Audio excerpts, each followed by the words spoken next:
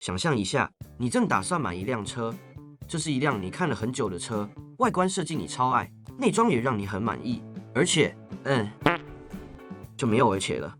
请问你会仅仅因为它的外观和内部设计是你的菜，你就马上买下它吗？看了顺眼就买是土豪的消费模式。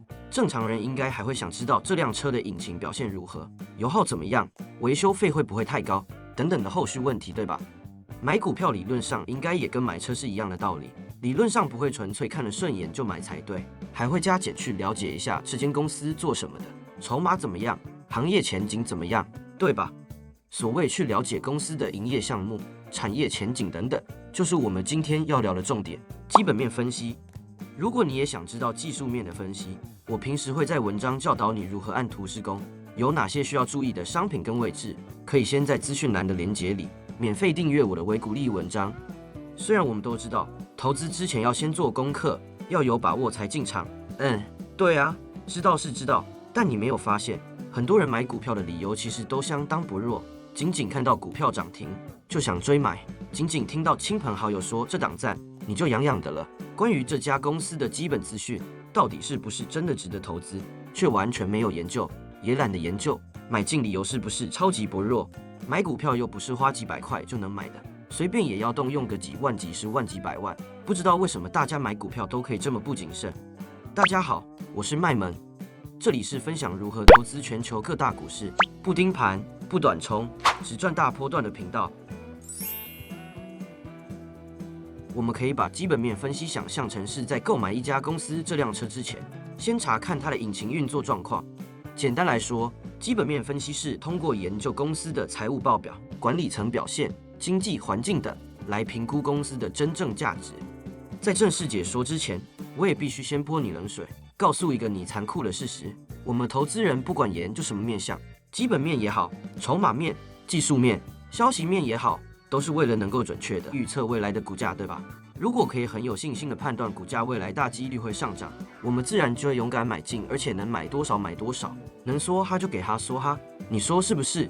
但遗憾的是，我们大众所认知的基本面仅仅是落后资讯而已，也就是我们一般民众、一般投资人其实是无法做到真正的基本面分析。原因是真正的基本面其实会更接近公司内部的机密资讯，也就是公司与公司之间真实的接单状况，公司与公司之间的合作细节，公司产品优劣的真实情况，公司内部评估未来获利的稳定度，公司内部对未来的营运策略等等。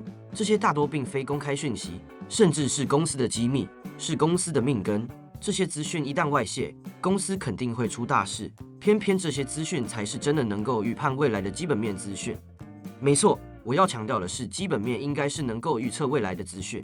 就好比说，现今市场大家都看好 AI 产业，不仅看好当下，也看好未来。当然啦， AI 会继续发展是必然的事情，但是现阶段投入到 AI 的资金已经远高于 AI 产品所带来的营收，意思就是资金投入很多，但是现在能回报的金额还没办法比投入的金额多很多，也就是很多公司都还在烧钱阶段，谈不上回收本金。所以你可以看到，像是英伟达、微软都很看好 AI， 也投入很多钱，也经常发表演说支持发展 AI， 但是黄仁勋跟比尔盖茨都在卖自家股票。这什么意思？黄仁勋跟比尔盖茨他们本身就是 AI 产业的前瞻经营者，看好未来 AI 产业的发展是当然的，但是他们知道营收还无法在未来持续稳定的超过投入的本金，又或者是知道初期的喷发阶段已经过了，即将遇到瓶颈才会卖股票，不是吗？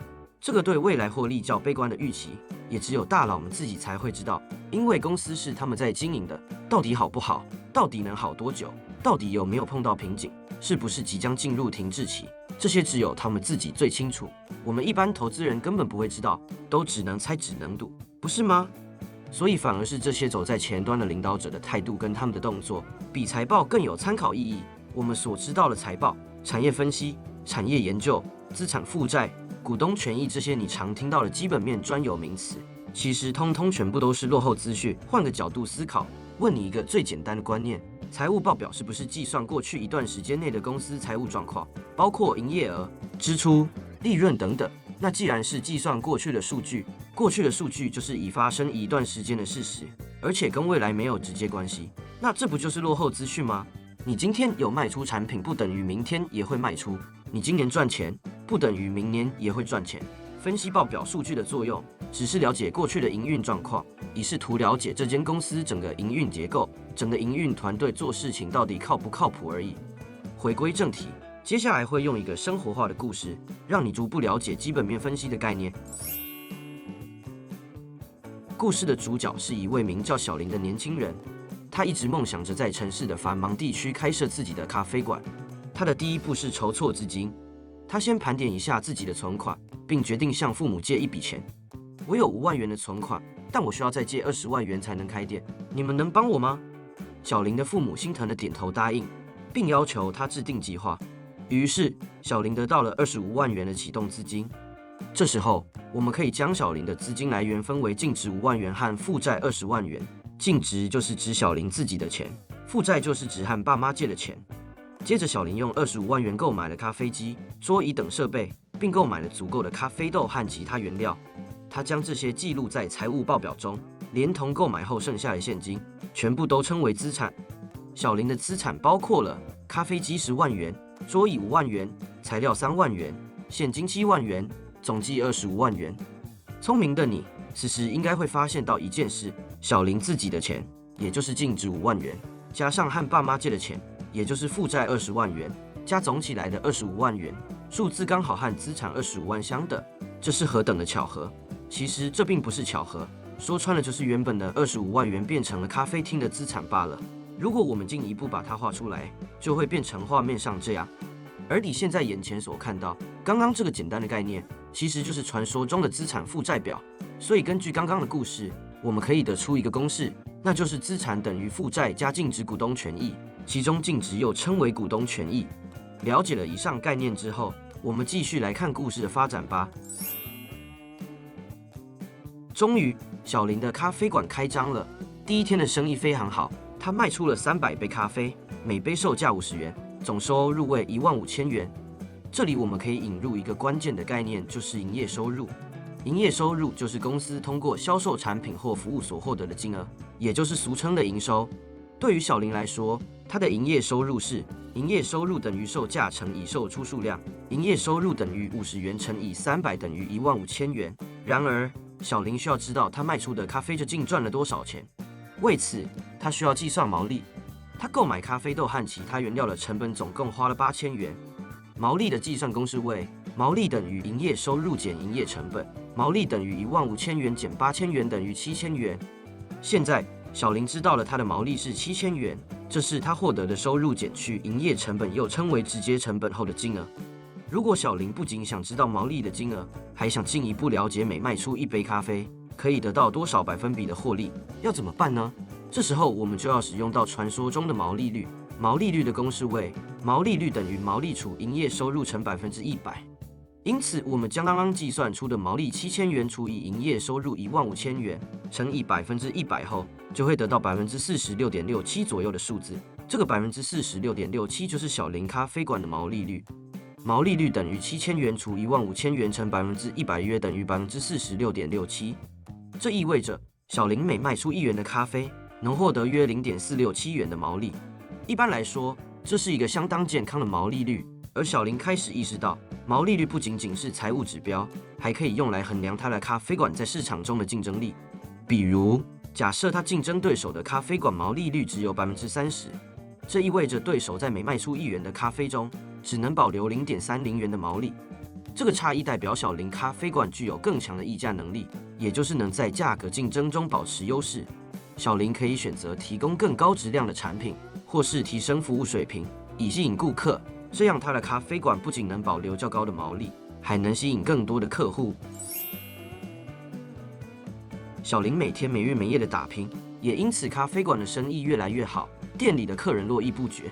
就这样，小林的咖啡厅经过了2年的努力经营，逐渐建立了稳定的客源。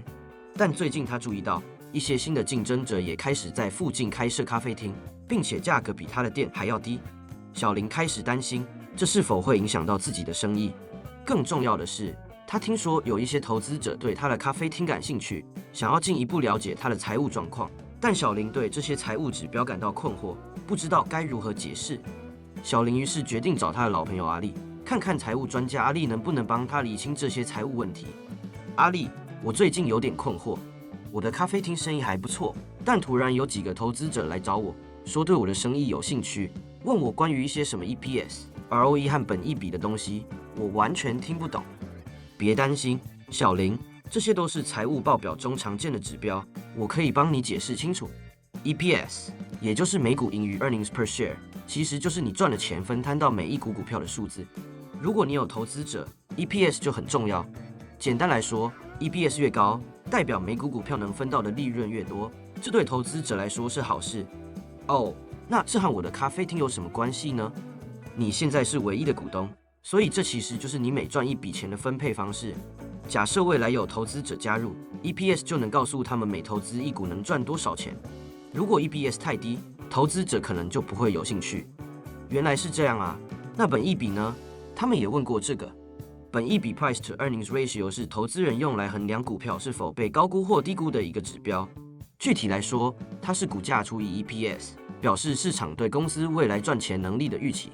如果本益比很高，意味着市场对公司的成长期望很高。那是不是本益比越高越好？本益比高意味着投资者期待你的公司能赚更多钱，但如果你不能达到他们的预期，可能会有负面影响，也就是所谓的高估。所以，本益比不是单纯越高越好，还要看你的实际业绩和市场的期待是否一致。所以，本益比高对于投资者而言也代表风险较大。我明白了，不能光靠这个数字来评价，对吧？没错。最后，让我解释一下 ROE， 这是股东权益报酬率 （Return on Equity）。它能告诉我们每1元的股东资本可以产生多少的利润，这是衡量公司管理层如何有效使用股东资金来赚取利润的重要指标。ROE 越高，代表公司用股东的钱赚了越多钱，这对投资者非常有吸引力。听起来 ROE 越高越好，这样我未来要吸引更多投资者是不是会更容易？是的，但记住，更重要的是这些指标背后的意义，还要结合你的实际业绩和竞争对手来看。比如说，如果你的毛利率能持续保持高于竞争对手，那就意味着你有较强的议价能力。如果你的 ROE 高于对手，却无法维持住，甚至开始衰退，可能就意味着你没有建立起股神巴菲特所说的护城河。明白了，感觉学到了很多，谢谢你，阿力。这样我和投资者们讨论时就不会那么手足无措了。小林经营咖啡厅一段时间后，对于财务也越来越熟悉，于是决定用工作之余投入股票市场。他开始以基本面的逻辑分析股市。最近，小林发现有一家名不见经传的公司股价突然飙升，尽管这家公司最近几个月的营收和毛利都不怎么好。小林很好奇，这家公司之前表现不佳，为什么股价还是突然上涨呢？于是小林再度找到他的老朋友阿力。阿力解释，有时候公司营收和毛利并不理想，但股价却可能因为外部因素而飙升。例如，切入明星产业供应链，如果某家公司原本营运状况平平，但突然被选为 AI 的供应商，市场对该公司的未来成长性会产生极高期望。尽管当下的财务数据不见得亮眼，但未来的订单和业绩增长的心理预期会推动股价飙升。景气循环的影响，特定产业如原物料、能源或航运业的淡季旺季现象，会有比其他产业更明显的周期循环。当这个循环的周期到来时，这些行业的企业就能迅速回到高盈利阶段，股价也会大喷个几倍。但随着周期进入尾声，股价就会快速回落到起涨点的位置。那2020年的航运三雄是不是也是这样啊？确实，航运业属于典型的景气循环股。2020年疫情爆发初期，全球贸易受挫，航运公司营收和毛利一度下降。然而，随着全球经济逐渐复苏，货运需求猛增，运费大幅上升，航运股价在短期内暴涨。例如，长荣海运这样的公司就因全球货运需求激增而受益，即便之前的财报数据不理想，股价依然因预期上升。原来如此。半年后，小林在考虑扩展咖啡厅时，听说了一家公司，尽管它的本益比很高，股价还是一直上升。他不明白，既然本益比高意味着风险高，为什么市场还会继续推高这家公司股票的价格？一脸茫然的他，决定再度找到阿力。阿力解释，本益比高不一定代表公司不值得投资，有时市场认为这家公司未来的成长潜力极大，所以即使目前股价看起来被高估，投资者仍愿意买进。例如，科技股或成长股，很多新创科技公司本益比高的惊人，因为市场认为这些公司未来将持续快速增长。像是 Tesla 在成长初期本益比非常高，甚至曾高达数百倍。虽然这在传统标准下显示公司可能被高估，但市场看重的是它未来在电动车领域的发展潜力，因此股价一路飙升。市场信心或外部刺激，有时市场会因为外部事件如大规模并购、进入新市场或发表革命性产品对公司充满信心，进而推高股价。像 NVIDIA 在2020年宣布将以400亿美元收购芯片设计公司 ARM。尽管 NVIDIA 当时的营收增长平稳，但收购消息依然刺激了股价急剧上升，因为市场对 NVIDIA 未来在晶片领域的影响力充满期待。又或是苹果在2014年以30亿美元收购 Beats Electronics， 这是当时苹果有史以来最大的一笔并购。市场对于苹果进军音乐产业的战略感到乐观，导致股价上升。尽管这笔并购并未立即对苹果的财务数据产生重大影响，但市场预期它能强化苹果的音乐和设备生态系统。原来是这样，也就是说，本益比即使很高，如果市场预期公司能进一步发展，其实还是会推升股价。小林决定进一步学习股市投资，并且先前曾经向阿力学习到 ROE 是衡量一家公司是否善于运用股东资金的重要指标。他想了解更多 ROE 的相关案例。阿力解释，我们先复习一下 ROE 股东权益报酬率反映的是公司使用股东资金赚取利润的效率。ROE 高的公司通常代表他们能够有效运用资金，为股东带来更高的回报，这在投资者眼中是一个重要的信号。特别是当 ROE 稳定上升时，通常显示公司管理层的优秀执行力。我这边就举2个例子。台积电的 ROE 长期维持在高水准，这表明它在资本运用上非常高效，能够产生大量的盈利，这也是台积电会成为投资者长期青睐的原因。苹果的 ROE 同样出色，这反映了它的强大品牌和有效的资源配置。但我问你哦，你觉得高 ROE 就代表公司会一直维持不错的股价吗？难道不是这样吗？当然不是。譬如大立光曾经是台湾光学镜头产业中的领导者，拥有很高的 ROE， 但后来随着竞争加剧，如中国企业的崛起及智慧型手机镜头需求饱和，市场开始担忧其获利成长性。尽管 ROE 依旧亮眼，但股价却逐渐走低。所以其实我们都还是要综合判断一间公司，不能只看单一指标。那 EPS 是不是也跟前面说的概念一样？即使 EPS 持续增长，股价还是有可能下跌。阿力解释，问得很好，代表你已经渐渐有专业投资人的思维咯。我们先复习一下 EPS 每股盈余是反映公司在每股股票上所产生的利润，所以 EPS 越高，通常表示公司的盈利能力越强。至于 EPS 稳定增长的公司，通常受到投资者的青睐，因为这代表公司持续产生良好业绩，能够为股东创造更高的价值。